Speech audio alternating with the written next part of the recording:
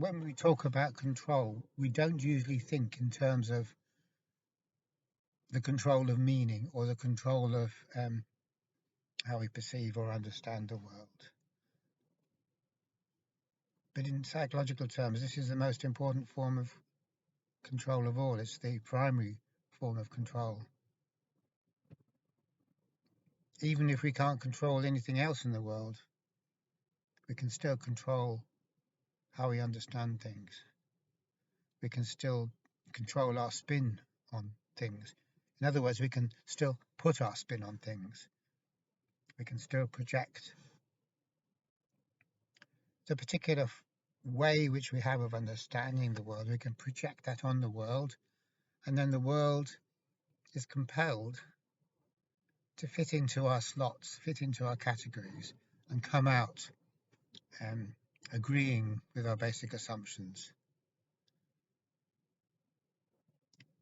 And this isn't some kind of strange or exotic behavior that we sometimes engage in. We do it all the time, absolutely all the time, without ever a break.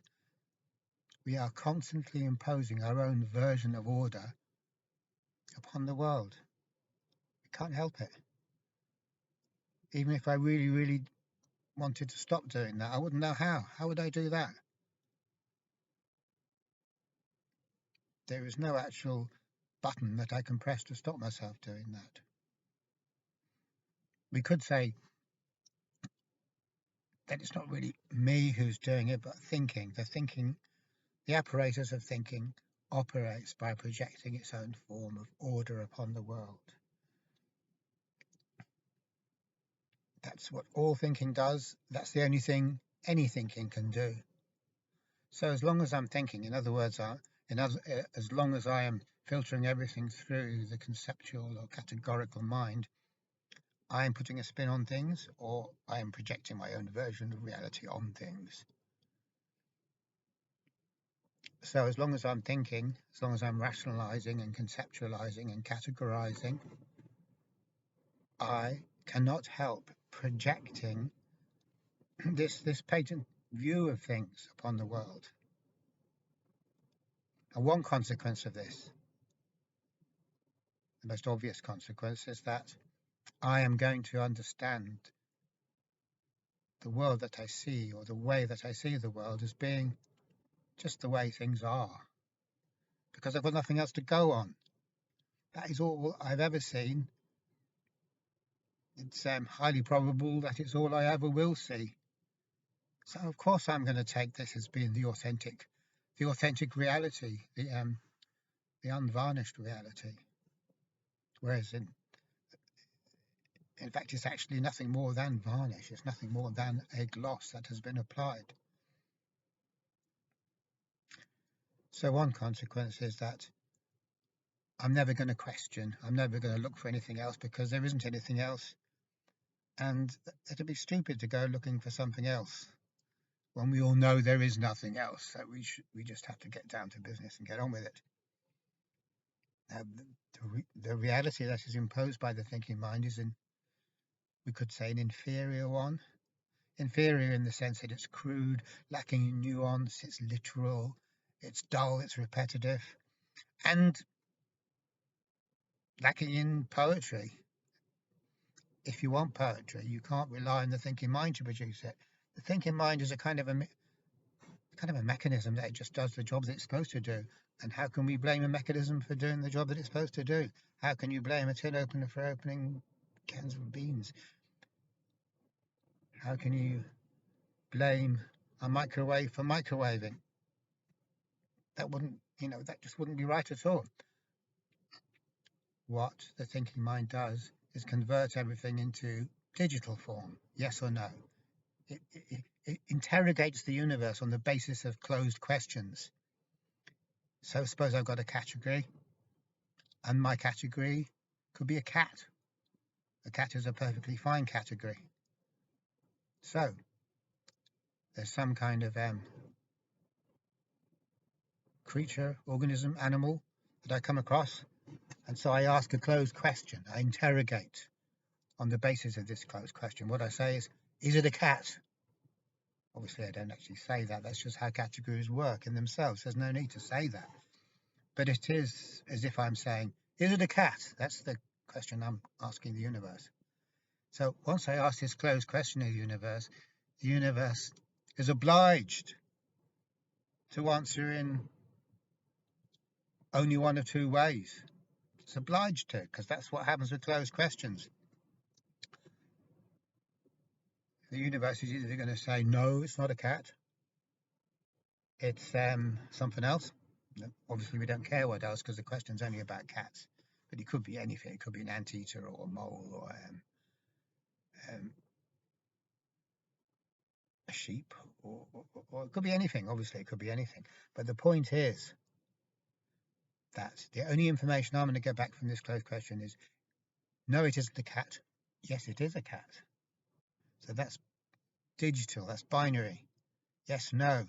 So by asking an array of closed questions, which is what the thinking mind does, we convert everything to binary code. So the world that we perceive on the basis of thought is represented in binary. It's all yeses and nos. So that's limited. It's limited because a digital or binary representation of reality is shallow. It only goes so far. It only goes so far because you go to a certain point and you hit the pixels. It's like looking at a screen and hitting the pixels. And once you hit a pixel, that's all there is pixels. You can't resolve any finer than that. So you might be tuning into the picture and you see details you haven't seen before. You tune in a bit more and wham, you hit the wall of pixels. So then it's all just pixels and you can't analyze a pixel anymore because it's a fundamental unit of your understanding. The idea of analyzing them, it's not going to work.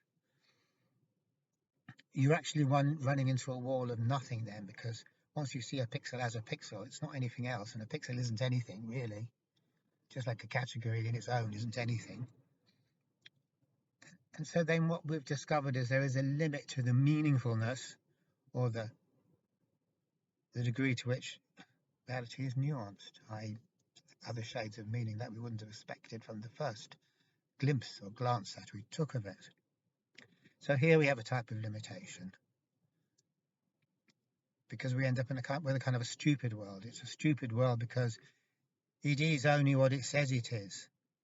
It's incapable of being anything else. It's a representation, and it's a non-poetic representation, which means it doesn't hint at other things hitherto unknown or unknowable. It's not that kind of thing.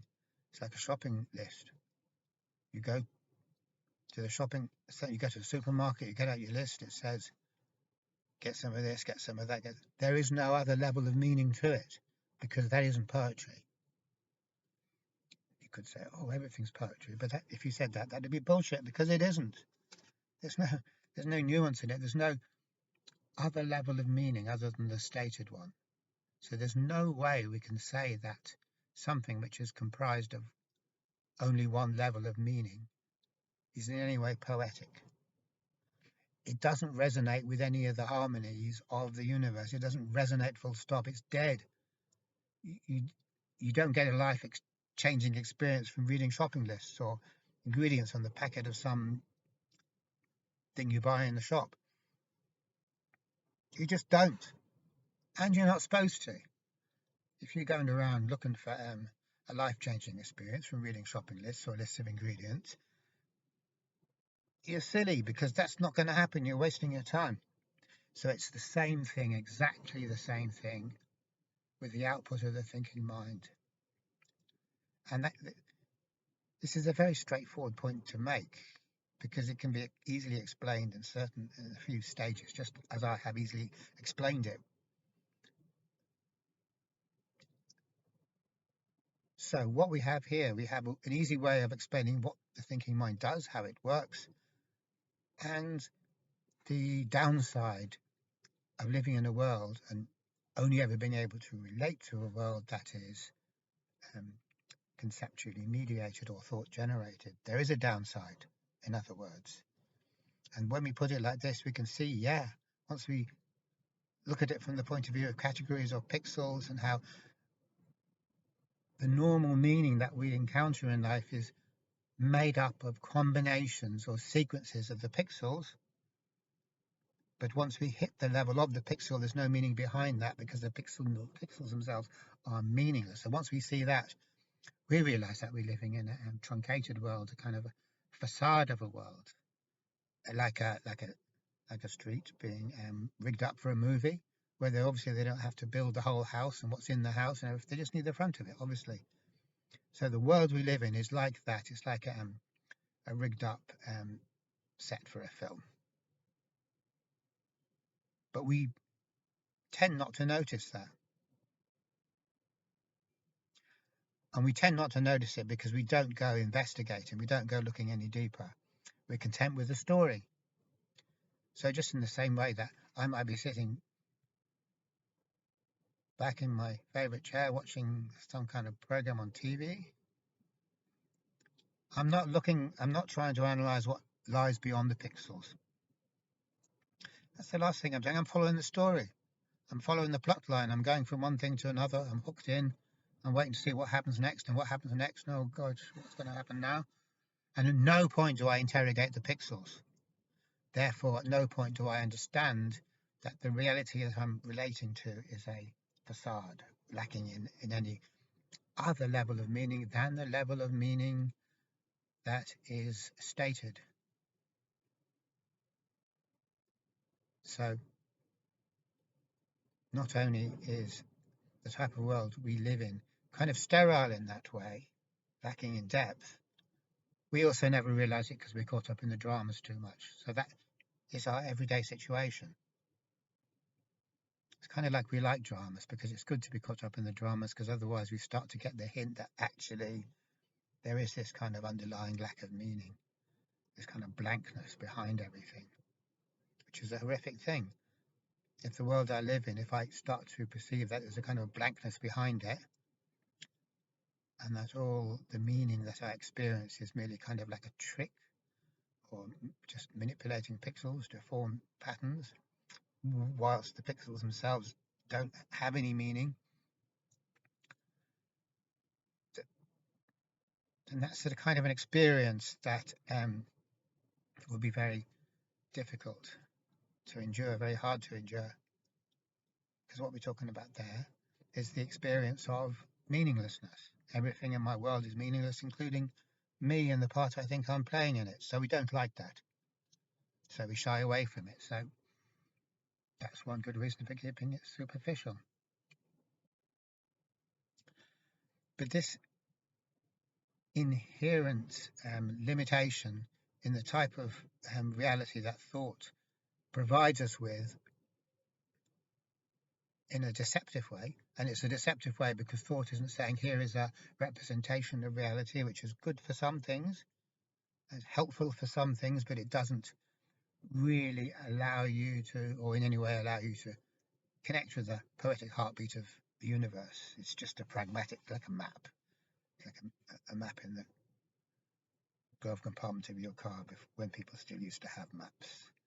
The map obviously isn't a substitute for the actual countryside or whatever it is you're going to see. It's only a map, but that's still useful because it can help you from getting totally lost. So that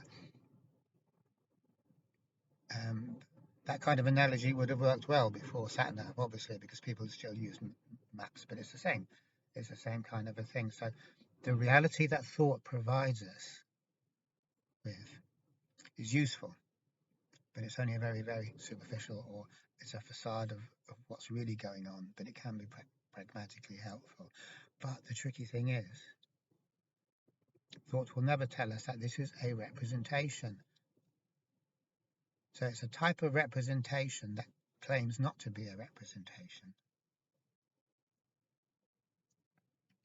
If it was a representation, then that would actually restore some of the poetry to the situation, to our perception of things, because there would be a level of ironicism. So here I am relating to my understanding of the world, but at the same time I know it's only my understanding of the world. So It's all ironic, and I know people kind of abuse that kind of term ironic as if it's, you're just trying to be clever or something. But I'm not talking about being clever. I'm talking about that little frisson of the unknown that lets me know that the world is a hell of a lot bigger and deeper than I thought it was. So that relativizes everything I think I know. It just makes me handle it in a different way, a kind of lighter way. So straight away, my whole way of being in the world is transformed. I'm in the world in a lighter kind of a way, more interested kind of a way. Interested in, not in the sense of seeing what the next plot development is, but interested in the sense of it's all interesting, even if there isn't a plot, especially if there's not a plot. Who gives a damn about the plot when the substrate is so interesting?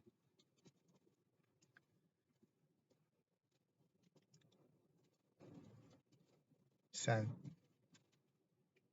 the other way of saying that is to say that when I do live in the mind, in the world that thought or the thinking mind has presented me with, there's a kind of flatness, not just to that presented reality, but to me and to how I live my life and to how I experience things. Everything is flat and heavy, and it's all either, oh, this is good or that's bad or this. It's all to do with categories as being an absolute measure of what's going on, which they aren't. So what we're talking about here is the rational life. So just as the version of reality that thought presents us with this is limited without us being able to know that it's limited, so too the life that we lead when we live on the basis of what is presented to us by thought is a limited life without us being able to know it. It's an impoverished life. It's a very crude and impoverished life. Not that we can know that because we've got nothing to go by. We really don't have anything to go by at all, so we can't know that. So any dissatisfactions we perceive, we put it down to something else and try and fix it. But there is no fixing. There's no way to fix the rational life so it becomes any richer. It can't be done. It is what it is, and it can't be made any better. You can't make a silk purse out of a cow's ear, as they say, or pig's ear, as they say. And there's a further development to this is that when we are institutionalized by thought in this way, and we assume that what we're getting is all there is to get, and we don't really want anything else because we're not looking for it, and we're kind of invested in the type of the non-nuanced type of life that is the rational life. When we're invested in that and what it seems to promise us, then if the genuine article does ever manage to break through our defenses and we become aware of a reality that is not produced by thought and which isn't therefore just all on the one level. So we're talking about a type of meaning here which isn't the meaning of the pixels, a kind of conventional meaning that we've agreed on, but a deeper level of meaning which doesn't really correspond to what we call meaning anyway, but it's a kind, we'd be better off calling it a kind of richness. It's kind of like there's a rich, nuanced flavor to whatever we're eating. It's nourishing and good, and it's very. There's no way for us to kind of get to the bottom of it that easily. It can be appreciated for being deep. So that's the experience of living in the living the non-rational life. But the only problem is, as I was just about to get to, as I was trying to get to, is that when we're habituated to the rational life and a bit of reality itself comes through, which is a whole different kettle of fish, then this is perceived by the system as being some sort of major malfunction, some sort of error, because that little bit of reality shows up the produced reality, the conditioned reality for being what it is. Shoddy, second-hand, an artifact, lacking in anything that's of any real interest to anyone. It's just a game, a kind of stupid kind of game that we keep on playing over and over again because we think we're going to get something out of playing the game, but we don't, because no matter how well we do in the game can never give us anything that is not the game, because it's not capable of doing that. It can never hand us reality as a result of playing the game correctly. It can never hand us happiness or freedom or anything like that, because all of those things don't belong in the game. All of those things don't belong in the rational life. They belong in real life. So we have to kind of give up on these things like real peace of mind or genuine happiness, um, genuine spontaneity, and all that. We have to give up on all of that when we're living we live in the rational mind. And as adults, we do. I'm not saying we like it. I'm not saying we don't feel bad about it, but we do give up on it because it's kind of beaten out of us, and everyone else around us is telling us, yeah, this is what life is really like. You know, it's like it's just what it is, and you kind of get on with it, kind of. And you know, there's no point. Don't you imagine it's all these other things, that it might be this, you know, might be wonderful or whatever, magical or mysterious, or there might be whatever, because that's just escapism according to the rational paradigm. That is reprehensible escapism that needs to be knocked on the head, and we need to get down to business and just to live this caricature of life, this inferior version of life, as if it were the only life. When you put it like that, it doesn't sound so convincing, really. You think, well, hang on, you what? You just said what? It doesn't sound so convincing at all. But the problem is that we get invested in this game reality, as Timothy Leary calls it. We get invested in the rational life.